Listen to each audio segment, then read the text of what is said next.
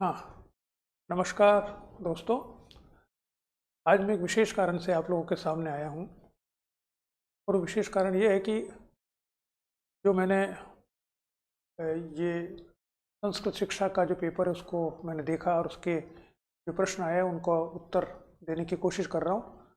मैंने एक वीडियो बनाया जिसमें 1 से 18 तक के प्रश्न का उत्तर मैंने दिया है और उसका कारण भी बताया कि ये उत्तर क्यों है। अब इसके आगे मैंने कहा था कि मेरे को बीच के कुछ कागज़ नहीं मिले थे, अब वो मिल गए हैं। तो मैं आगे 19 से दूसरा फेज़ जो है प्रश्नों का वो देख रहा हूँ, उनके उत्तर खोज रहा हूँ। तो एक बात तो यह है कि वास्तव में पेपर थोड़ा सा मुश्किल है, इसमें कोई संदेह नहीं है, क्योंकि स्कूल शिक्षा के स्तर पर ये जो पेपर आया है ये थोड़ा डिफ़िकल्ट है। इसका कारण ये है कि इसमें जो प्रश्न पूछे गए हैं अधिकतर जो राजनीतिक सिद्धांत या राजनीतिक विचार से संबंधित अवधारणाओं से संबंधित सवाल है, वो थोड़े से डिफ़िकल्ट इसलिए लग रहे हैं क्योंकि वो थोड़े से डीप हैं।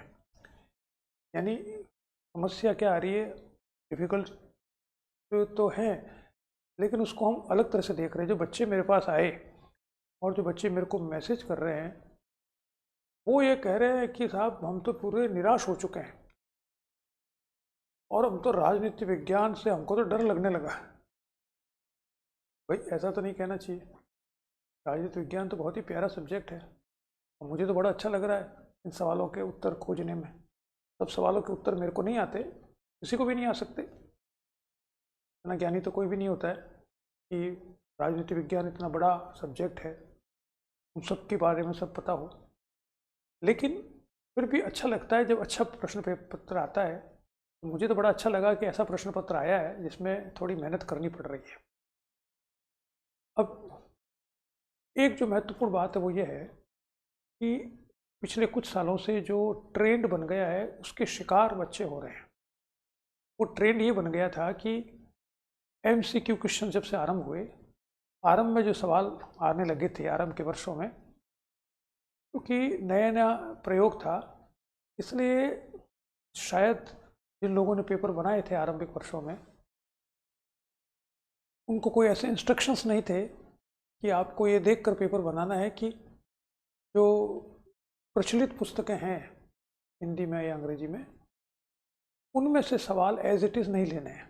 ये शायद माना गया था कि उन शिक्षक स्वयं ये ध्यान रखेंगे। लेकिन हुआ ये, एक दो पेपर ऐसे आए शुरुआत में स्कूल शिक्षा में और आपके कॉलेज लेक्चरर्स में भी, जिसमें वो प्रश्न आए जो किसी प्रचलित पुस्तक में ऐसे कैसे मौजूद थे। और उससे ऐसा एक माहौल बना कि बच्चे ये मानने लगे कि या तो किसी पर्टिकुलर पुस्तक को खरीद लें जिसमें से सवाल आ रहे हैं, या किसी विशेष व्यक्ति की जो कोचिंग है उसमें हम चले जाएं, वो जो कक्षा में बताते हैं या जो नोट्स देते हैं उसमें से सवाल आ रहे हैं। अब वो वही खोजने लग गए। अब पिछले 2-3 सालों से ये थोड़ा परिवर्तन हो गया, क्योंकि RPSC को भी मालूम पड़ता है, सबको मालूम पड़ता है कि भाई ये तो गड़बड़ हो रही है। ये तो जो उद्देश्य था कि मल्टी चॉइस क्वेश्चन का मतलब ये था कि बच्चा पूरा सब्जेक्ट गहनता से पढ़ेगा। देखिए आप एक बात भूल रहे हैं, जैसे जो स्कूल शिक्षा के जो अभी एग्ज़ाम होंगे आपके, उनके विद्यार्थियों के लिए विशेष रूप से, और जो कॉलेज टीचर्स के होंगे उनके लिए भी, कि ये अपेक्षा की जाती है कि आपने MA पास कर लिया है पॉलिटिकल साइंस में। अगर आपने MA पॉलिटिकल साइंस का नहीं किया है तो आप क्वालिफाइड ही नहीं हो। उसमें भी आपने कॉलेज लेक्चरर्स के लिए तो नेट पास कर रखा है, इसमें B.Ed कर रखा है। चलिए, तो MA 2 साल में होती है।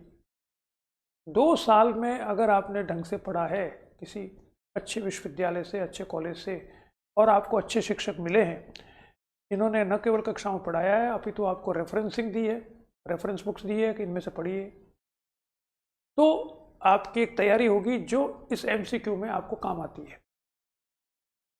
लेकिन हुआ क्या, उल्टा हुआ। शुरू शुरू में MCQ ऐसे आए जो प्रचलित पुस्तकों में से नज़र आ गए उसके प्रश्न, तो बच्चों ने कहा कि अरे क्लासेस में जाने की क्या जरूरत है, एमए ढंग से करने की क्या जरूरत है, अपन तो कोचिंग सेंटर्स में चलो, या वो एक रेफरेंस को किताब आ रही है, वो जो कंपटीशन की किताब उसको खरीद लो, उसको पढ़ लो, उसमें सवाल आए थे, फिर वो कहते अगले साल नहीं उसमें से आए थे, जैसे आजकल कोई करे ऐसे लोगों में से सवाल आए थे, कोई कहता किसी में सवाल आए थे बस वो खरीदने लग जाओ।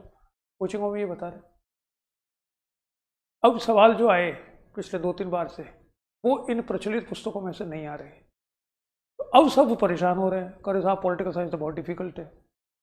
भैया पॉलिटिकल साइंस डिफिकल्ट नहीं है, आपने तैयारी करना छोड़ दिया है। 2 साल की जो मेहनत है उसको आप 15 दिन, 20 महीने, 20 दिन, 2 महीने किसी कोचिंग में पढ़ के पूरा करना चाहते हो, और आपको रेडी टू, जैसे 2 मिनट्स मैगी बनती है ना, तो आपको चाहते हो थोड़ा सा पढ़े कुछ कक्षा में, मतलब किसी के पास जाए, हमने पैसे दिए, अब वो आपको पढ़ाए, फिर नोट्स बताए, उसमें सवाल आ जाए बस।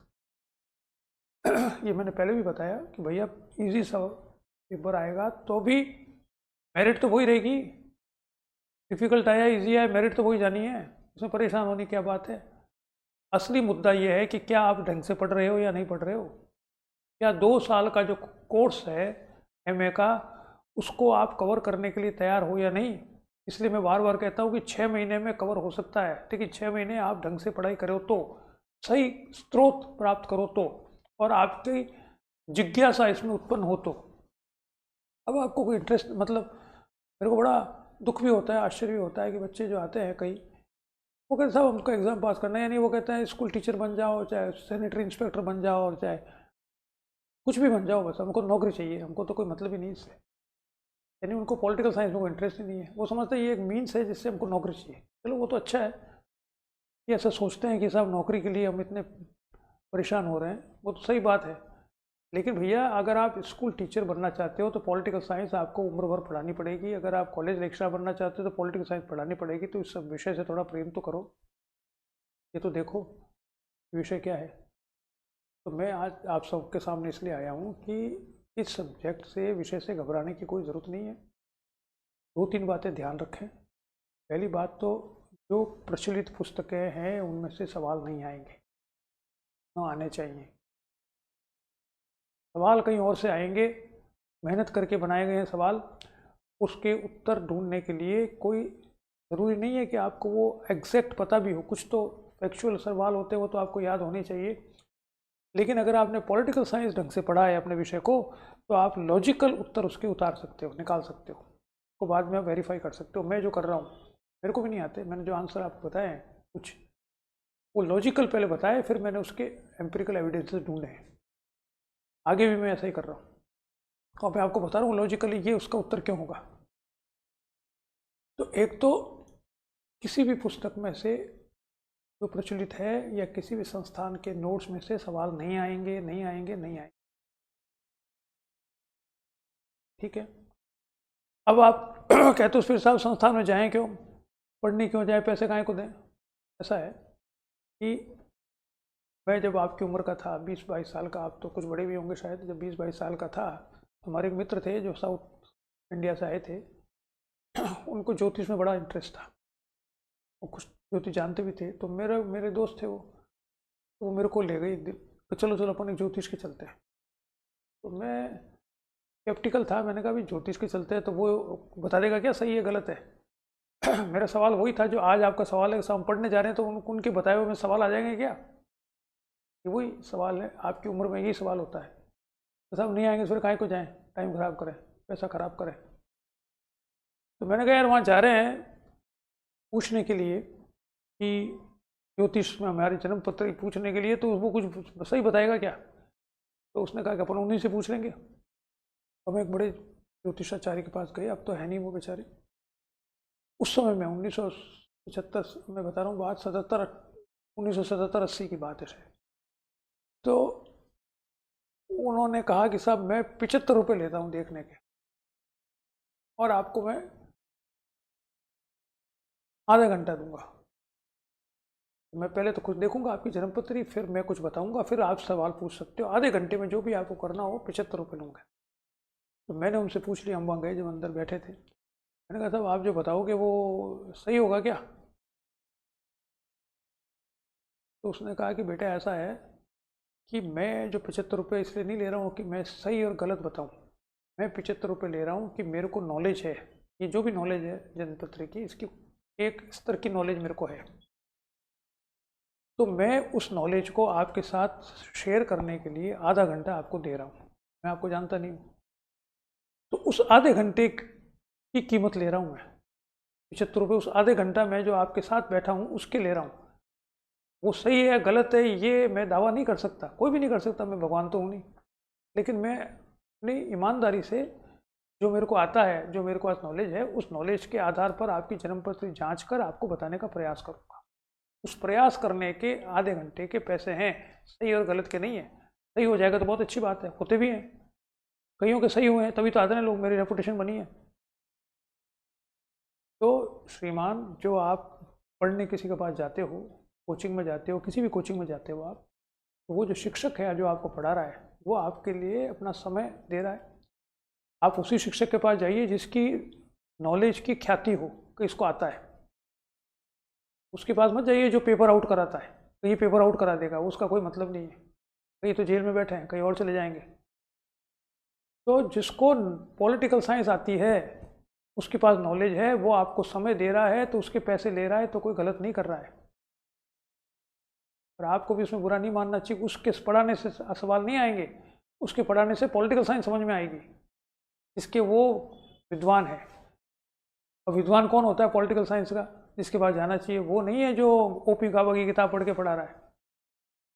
हो सकता है शिक्षक बन गया हो किसी ज़माने में, वो नहीं आती पॉलिटिकल साइंस, ना आ सकती है। जो ये टेक्स्ट बुक्स हैं उनको पढ़ने से पॉलिटिकल साइंस नहीं आती है, वो तो उनके लिए है जो कि पढ़ चुके हैं और फिर उन्होंने सरल भाषा में बच्चों को बताने के लिए लिखा है। तो एक तो ये बात है, ठीक है, कि आपको किसी शिक्षक के पास जाएं और उसके बताए हुए से सवाल के उत्तर ना आए तो आपको ये नहीं कहना चाहिए कि भाई निराश हो गए, हम तो क्या करें। उसने पॉलिटिकल साइंस आपको समझाया कि नहीं समझाया, वो समझ में आई कि नहीं आई आपको? अगर आई है तो पैसे दिए हुए वसूल हो गए आपके। अगर वो समझ में नहीं आई है और उसने सिर्फ क्वेश्चंस कराए हैं और उसके टेस्ट लिए हैं और मल्टीपल चॉइस क्वेश्चन के बहुत सारे क्वेश्चन बना दिए और दे दिए हैं, उसका कोई मतलब नहीं है। ठीक है, तो ये बात बताने के लिए मैं आपके सामने आया हूँ। दूसरी बात एक और है अंतिम, कि वो है मेरी पुस्तक कब आ रही है। मेरे पास बहुत, मैंने एक दो वीडियो डाले थे और मैंने एक क्लेम किया था कि इस महीने के अंत तक आ जाएगी। वो क्लेम मैंने अपने पब्लिशर के आधार पर किया। देखिए, पब्लिश जो करता है किताब, उसके कई प्रोसेस होती है, उसमें कई तरह की समस्याएं होती है। इतना नहीं है आसान किताब पब्लिश प्रकाशित करना भी। पहले तो लिखो, तो मैंने तो लिख दी मेहनत करके, चलिए अब उसको प्रकाशित करने में टाइप चाहिए, उसके 50 से हैं, तो वो उसको मेरे को दिए, करेक्शन कर रहा हूँ उसमें, फिर भी गलतियाँ रह जाएगी शायद, पता नहीं। तो आप धैर्य न खोएं। मेरी किताब चूँकि मैंने ये क्लेम किया, मैंने लिख दी है, मैंने दे दी है 4 किताबें, वो करीब जो भी 800 पेज उस समय कह रहे थे, पता नहीं कितने पेज की आएगी टोटल। उस किताब की 2 विशेषताएं हैं। पहली बात, वो किताब इसलिए ना खरीदे कि उसमें सवाल नहीं आएंगे, उसमें से मैं अभी बता दूं आपको, उसमें सवाल नहीं आने, मत खरीदना। आपको लगता है सवाल आएंगे, मुझे नहीं पता आएंगे नहीं आएंगे, मुझे क्या पता। मैंने जो किताब लिखी उसकी 2 विशेषताएं हैं, अगर वो विशेषताएं पसंद हो तो आप खरीदो, नहीं तो मत खरीदो। पहली विशेषता ये है कि राजनीति, आपका जो सिलेबस है वो पूरा कवर किया है और उस सिलेबस को सरल भाषा में पॉलिटिकल साइंस की दृष्टि से समझाने का प्रयास किया है। सरल भाषा में आपको समझ में आ जाए वो सब जो टॉपिक्स हैं वो। अगर आपको समझ में आए हुए हैं तो उसको किताब मत खरीदिए, उसमें कुछ खास बात नहीं है। दूसरी बात, अगर समझ में आए हैं तब भी खरीदना चाहते हैं तो उसका कारण दूसरा है। ये 2 कारण है मेरी किताब खरीदने के। दूसरा कारण ये है कि उसमें मैंने विशेष रूप से, जो अधिकतर सभी हैं सभी पार्ट में, लेकिन पॉलिटिकल थियरी में जो कंटेम्प्ररी अप्रोचेज हैं, समसामयिक जो दृष्टिकोण है विभिन्न अवधारणाओं के बारे में और दूसरे चीज़ों के बारे में, वो मैंने उसमें लेने की कोशिश की है। क्योंकि अधिकतर सवाल जो आते हैं वो समसामयिक दृष्टिकोण क्या है, इस पर भी बहुत कुछ सवाल आते हैं और वो आपको आने चाहिए। तो वो मैंने कोशिश की है कुछ समसामयिक विचारकों के विचारों को उसमें समाहित करने की। तो वो आप चाहते हैं अगर, तो उसको ले लीजिए। वो आपको और कहीं नहीं मिलेंगे शायद हिंदी में, अंग्रेजी में तो है ही, खैर मैंने भी अंग्रेजी से पढ़ा है तो अंग्रेजी किताबों में तो है ही वो, हिंदी में एक जगह नहीं, शायद नहीं मिले, तो वो आपको वहाँ मिल जाएंगे। अब मैंने जब ये चालू किया, 18 सवाल अब तक दिए, अभी और आज या कल एक दो दिन में वापस और आगे 15-20-25 सवाल में और कर लिए मैंने, वो आपको सामने आऊँगा। तो कुछ शिक्षक आ रहे हैं कोचिंग के नए नए, वो कह रहे हैं अब हम देख रहे हैं अभी तक तुम सो रहे थे, अब हम भी सॉल्व करके बताएंगे। तो उनको को बता दिए सॉल्व करके, अगर बता सकते हो तो। अगर गाबा की किताब के अलावा कुछ पढ़ा है तब तो बता दोगे, और गाबा ही पढ़ा है तो फिर तो भगवान ही मालिक है आपके। मैंने इसी बात के लिए आपके साथ आज सामने आया हूँ। मैं पूरा पेपर सॉल्व करने का प्रयास कर रहा हूँ, जो नहीं होंगे वो भी मैं शेयर कर लूँगा। अभी मेरे को कहीं ये मिला नहीं, इसका उत्तर मैं नहीं बता सकता। एक और बात है, जब तक मैंने सवाल देखे हैं और आगे भी देख रहा हूँ, उसमें से धीरे धीरे करीब अभी तक 3-4 सवाल ऐसे मुझे लगे हैं जिनको वापस देखूंगा मैं, जो या तो गलत है या जिनमें कन्फ्यूज़न है। तो वो मैं एक अलग वीडियो बनाऊंगा बाद में, इसमें पूरे 120 सवाल पॉलिटिकल साइंस के देखकर उसमें से वो जो 5-7-10 सवाल होंगे जो मेरे हिसाब से जिन पर आपको क्वेश्चन रेज करना चाहिए आरपीएससी से, ये सवाल उत्तर, ये सवाल ही गलत है या ये सवाल कंफ्यूजिंग है, गलत तो नहीं है लेकिन कंफ्यूजिंग है, तो इस पर पुनर्विचार किया जाए, इसके मार्क्स देते समय। वो मैं आपको अलग से एक वीडियो बनाऊंगा, जब सारे सवालों का उत्तर हम कर लेंगे उसके बाद एक अलग वीडियो बना के आपको बताऊंगा। और मैं आशा करूंगा अगर आप उससे सहमत हैं तो आपको वो सवाल प्रश्न जरूर आरपीएससी से उठाने चाहिए जब भी ये उत्तर वो पूछें या जब भी जो भी प्रोसेस है उसके अंदर। ठीक है, चलिए आज इतने देखते हैं। नमस्कार।